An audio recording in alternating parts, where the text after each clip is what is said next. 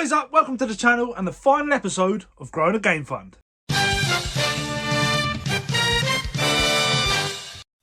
So London Gaming Market is tomorrow. I'm heading to my mum's this evening, stay the night there and then catch the trains in the morning. I know the trains are still on strike, so it's going to be a bit of a pig getting there, but fingers crossed we get there in time. Let's quickly go through an update of the Game Fund. We finished off the last episode with this. We sold the Heroes box set for £12. We sold that Professor Layton game for a tenner. We sold Ben 10 Alien Force for £4.35 and we sold them 2 Harry Potter GBA games for £8. So we got a grand total of this to add to the game fund for a grand total of this. So not a bad little game fund plus the cash I got myself. So let's get going.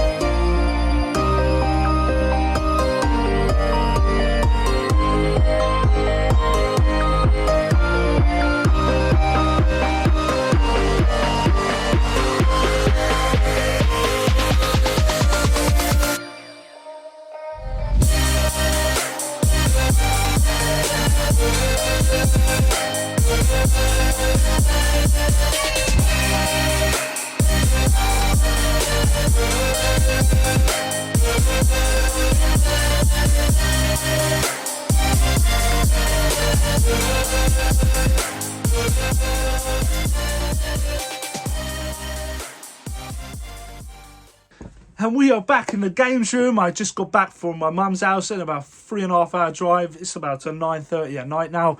Now London Gaming Market was super cool. I really liked it there. They had a ton of cool stuff there. Really cool vendors. They were willing to negotiate on prices, which was cool. I kind of wasn't expecting that. I thought they were going to be proper firm, like overpriced and proper firm, but they were willing to negotiate. You could get pretty decent deals and you could have a look at everything, the condition and all that. So that was really cool. I did like that about the place. A couple of things I didn't like, but these are kind of personal to me.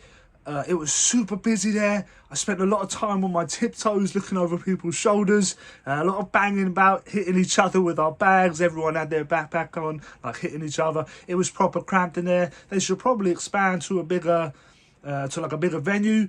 because there were so many people there. It just shows how popular the event is though, so I suppose that's a good thing. But yeah, I found the lack of space in there a bit of a nightmare. But what can you do? Loads of people want to go there. Everyone's there for the same thing. They all want to get hold of them games, them retro games. So yeah, you can't blame anyone. It's kind of my issue and no one else's. But yeah, super busy. If you guys are going there in the future, it's just expected to be really busy, even if you do get early access. A bit of a schoolboy error on my part was I went there with a bit of a wish list, sort of like what I wanted to pick up. I wanted sort of like a mid to high range, like N64 title, a couple of mid-range Sega Mega Drive games, and then a few PS2 titles that I want to add to the collection, like the £5 to £10 range. And what I did is I went round looking for everything on the wish list and not really looking at what else there was. I saw some cool stuff. I was like, oh, that's cool, but it's not on the list. That's cool, but it's not on the list. And I'd done a big lap of the place. And I think I found one title that was on the list. And I knew then I wasn't going to fulfill it. So I thought I'd go back round and pick up the stuff that I thought was cool the first time round. But then my luck is that a lot of that stuff was taken then. And I had a bit of a vicious circle where I was going around being like, oh no, and then being proper indecisive and not picking it up and then going back and then not being there. And yeah, that was my fault, a big error on my part.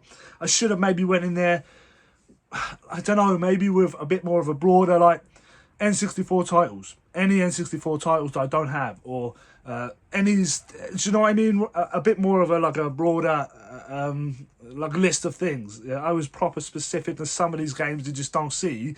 I mean, I went for Black Buccaneer for the PS2. It's like a £20 game. It's a pirate game. Mate, I'm looking for that and disregarding everything else. So that was my fault, my bad. I'm a bit of a plum. Next time round, I'll definitely be a bit more open-minded when I go there. I think the issue as well was my funds. It wasn't massive. I think I had about 250, 300 quid. I didn't spend anywhere near that because it got to the point there where I was like, I better grab something, otherwise this was a wasted journey. I picked up some cool stuff, some great stuff to add to the collection.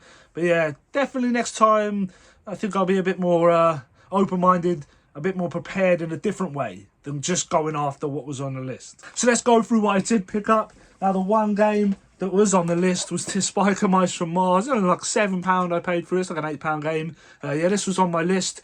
Great game to add to the collection. I'm happy to pick it up. Very cool. Yeah, like I said, £7 I paid for it. And yeah, it was on my list. I picked up this £1 PS2 game because I have an issue. If they're a pound, I'm going to pick them up. This Summoner's got a cool front cover. The Summoner. I think it's only like a £2 game anyway, but I picked it up. I then picked up a couple of Mega Drive games.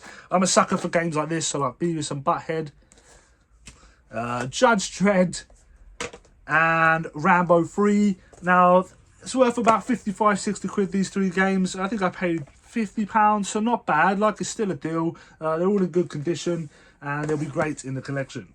I also saw a very cool YouTuber, Ed Hunts, there. I didn't tell him who I was. I felt embarrassed. But I went over and said hello. And he was doing like blind bags, like 15 to £10 blind bags. So I thought it might be a bit of fun doing one of them. So I picked up one of his £15 blind bags. And there was a few games in there and some Pokemon cards. We'll run through them now. Happy Hands, I got Modern Warfare, come on.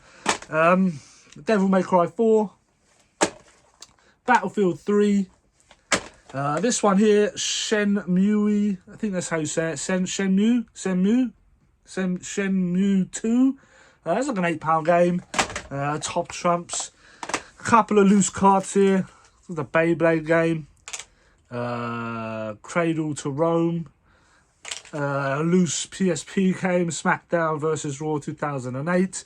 And then this Nintendo Scope 6. Yeah, I thought it was a bit of fun. It was kind of fun, you know, mystery bags are fun, aren't they? So I thought I'd pick that up, support another YouTuber also. So yeah, I didn't spend anywhere near the budget I took with me, which I suppose is kind of good because I'm not just wasting it and buying anything. You know, I had my specific goals and they weren't there, which was a shame. It was a very cool experience to go there. I liked it. Everyone was super friendly. But yeah, I think the place should be bigger. So that it can accommodate the massive crowd that goes.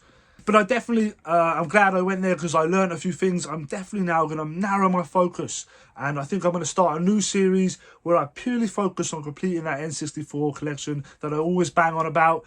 These loose carts are going to go, purely CIB. And I'm going to go at it hard.